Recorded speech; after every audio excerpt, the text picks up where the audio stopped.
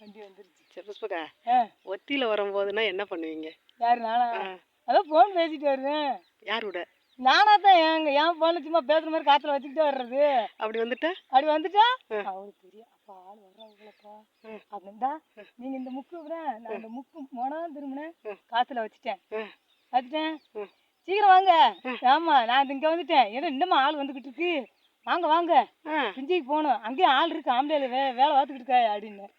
அப்படியா வேறு அங்கே போனவனையே சரி சரி நான் மோட்டரை போடுறேன், இங்கே உட்காந்து வெட்டி அந்த நீங்கள் அந்த அதில் பாத்தியை கட்டிக்கிட்டு இருக்கேன், நான் இங்கே விலகுறேன். நீங்கள் இப்படியே பேசுனா யாராச்சும் பார்த்தா என்ன நினைப்பாங்க? சத்தமாக பேசுவேன், கிளம்பா பேசுறது ஆள் இருக்காங்கன்ட்டு போயிடுவாங்களோ? இருப்பாயா இல்லாட்ட ஊமையாக இருந்தால் இந்த ஆளில் வாழ அப்படின்னு நினைப்பாயா. அதுக்காண்டி அந்த எதுக்கு பயன் அப்படியாவது நான் எங்கேயும் வேலை பார்த்துருக்கேன். நான் இவ்வளோ நாள் ஆச்சு. இவ்வளோ பயம்லாம் கிடையாது.